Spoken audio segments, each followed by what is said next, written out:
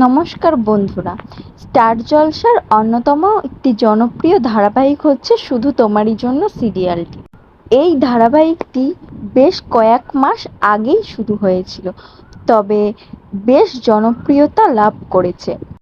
ঠিক যেমন কথা ধারাবাহিকটি আমাদের মনকে জুড়ে দিয়েছিল, এই ধারাবাহিকটিও তেমন আমাদের মনকে জুড়িয়ে দিয়েছে। এর প্রত্যেকটা এপিসোড যেন দর্শকদেরকে আকর্ষিত করে তুলেছে।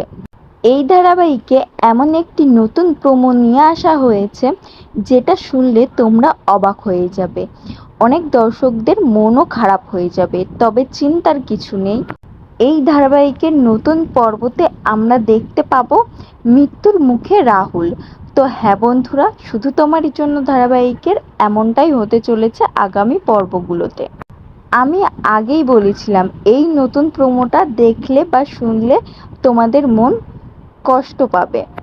তিতলির শয়তানিতে রাহিকে জব্দ না করতে পারা তার মনে আরো ভয়ঙ্কর শয়তানি বেঁধে ফেলে।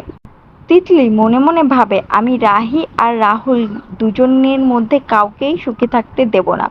আমি দিদিভাইকে যতক্ষণ কিছু করতে পারছি না, এবার আমি রাহুলকেই খুন করার চেষ্টা করব।